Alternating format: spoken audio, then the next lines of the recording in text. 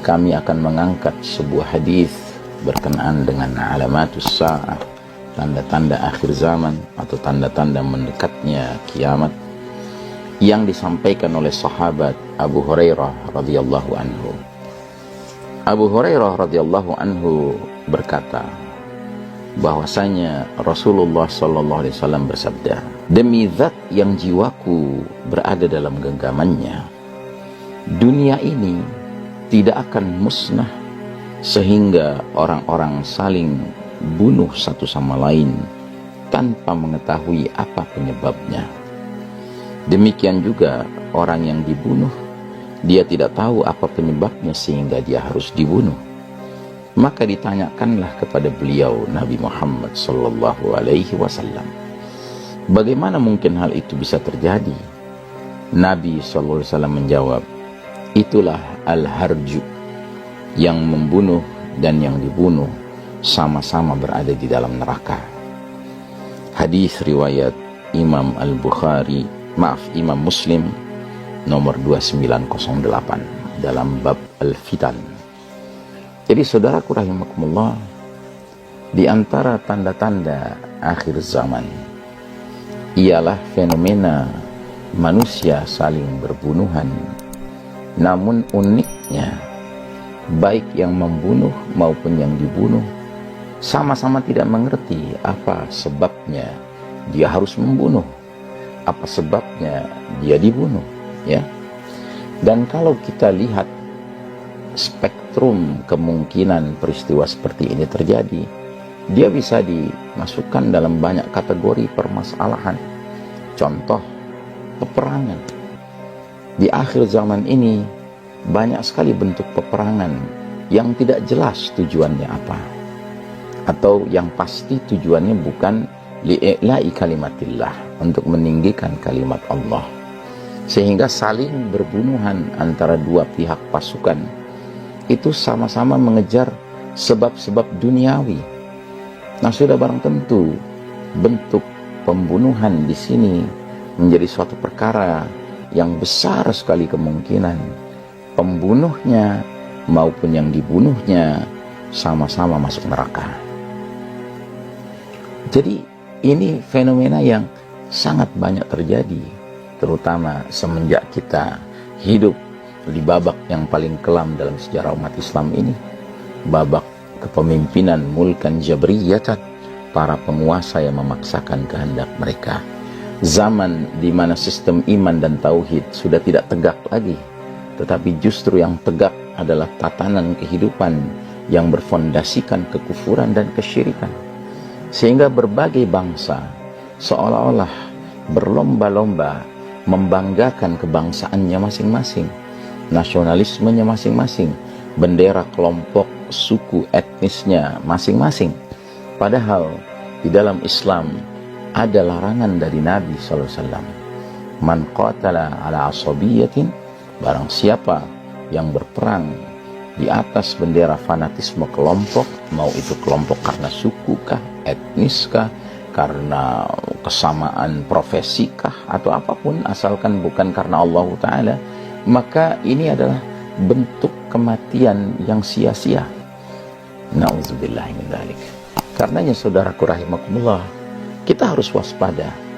Di zaman seperti sekarang ini, apapun bisa terjadi berkenaan dengan proses pembunuhan atau yang dibunuh, ya. Contoh lain lagi adalah mereka-mereka yang pekerjaannya menjadi hitman. Hitman itu artinya pembunuh bayaran. Orang yang menjadi pembunuh bayaran adalah seseorang yang bekerja karena dibayar. Dan kerjanya apa? Membunuh, mencabut nyawa manusia. Na'udzubillahi min dzalik. Ya, walaupun hakikat pencabutan nyawa itu hanya bisa terjadi atas kehendak Allah Ta'ala, dan yang melakukannya adalah malaikat maut. Tapi ini, profesi hitman ini, pembunuh bayaran ini, dia tidak perlu mengetahui apa perkaranya, si target yang dia bunuh ini apa persoalannya. Dia nggak perlu tahu. Yang penting dia tahu data-datanya, identitasnya, alamatnya, lokasinya di mana, kebiasaannya apa, dia pelajari, ya kan, kemudian dicari peluang untuk bisa membunuhnya. Nanti selesai dia laporkan kepada yang menyuruhnya, lalu yang menyuruhnya itu akan memberi bayaran. Dan kadangkala bayarannya itu besar sekali, ribuan dolar, puluhan ribu dolar kadangkala, tergantung jenis manusia yang menjadi sasaran target pembunuhannya. Sementara yang dibunuh juga berada pada posisi yang bukan berarti dia orang baik-baik saja. Boleh jadi memang yang dibunuh itu orang yang sudah banyak juga melakukan kejahatan-kejahatan, ya, sehingga dia punya musuh, yang musuhnya itu tidak suka dengan dirinya tetap bisa berkeliaran dengan seleluasa begitu, ya. Nah, jadi saudaraku rahimakumullah, ini juga salah satu bentuk, ya, fenomena akhir zaman, yaitu pembunuhan itu. Bahkan yang tidak kalah mengerikannya adalah jika sudah menyangkut, ya, bioweaponry, pembunuhan dengan menggunakan senjata biologis, ya. Kita tahu sekarang ini banyak bentuk-bentuk pembunuhan melalui suntik misalnya, ya, sampai ada istilah suntik mati, ya, suntik mati. Nah, kita benar-benar terutama kita yang tidak mengerti sains di balik biologi, kimia, ya kan, atau chemistry, kimia, ini kita tidak tahu. Padahal boleh jadi apa-apa yang sedang digalakkan justru sesuatu yang berpotensi mendatangkan kematian. Nah, yang lebih celakanya lagi, mereka yang terlibat dengan biological weaponry ini seringkali mengira dirinya sedang berbuat kebaikan, ya, karena mereka yang membuat biological weaponry ini telah berhasil membangun opini, mindset bahwasanya apa yang mereka produksi ini adalah untuk kebaikan manusia.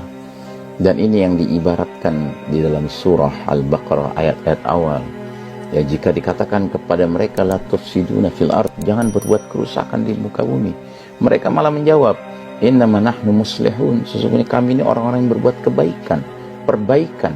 Na'udzubillahi min dzalik. Nah, jadi mereka-mereka yang masuk di dalam sistem, ya, penggunaan biological weaponry ini, mereka merasa justru sedang melakukan kebaikan, ya, padahal sesungguhnya ini adalah suatu keburukan, suatu fasad yang sedang berlangsung di muka bumi. Begitu pula mereka-mereka yang secara rela, ya, mengalami proses, ya, diberlakukan atas dirinya biological weaponry ini, tidak merasakan itu sebagai biological weaponry, bahkan dia merasakan itu sebagai sebuah solusi atas permasalahan-permasalahan problem kesehatannya, problem tubuhnya, ya, yang terbaik. Itulah solusi yang terbaik. Jadi saudaraku rahimakumullah, dan kita sendiri sebagai pihak yang hidup di dunia ini, mari kita memastikan bahwa hidup kita berada di atas rel yang benar, sehingga seandainya pun Allah takdirkan kita harus dibunuh oleh pihak tertentu, maka pembunuhan itu justru mendatangkan kematian yang terbaik bagi orang yang dibunuh, karena dia di atas jalan yang hak, ya, dia akan memperoleh al-mautu fi sabilillah, kematian di jalan Allah Ta'ala. Dan itu cita-cita setiap mukmin yang berakal sehat, yang faham akan dinnya, faham akan hakikat hidup di dunia ini dan hidup di akhirat kelak nanti. Wassallallahu ala nabiyyina Muhammadin wa ala alihi wa ashabihi ajma'in. Wassalamualaikum warahmatullahi wabarakatuh.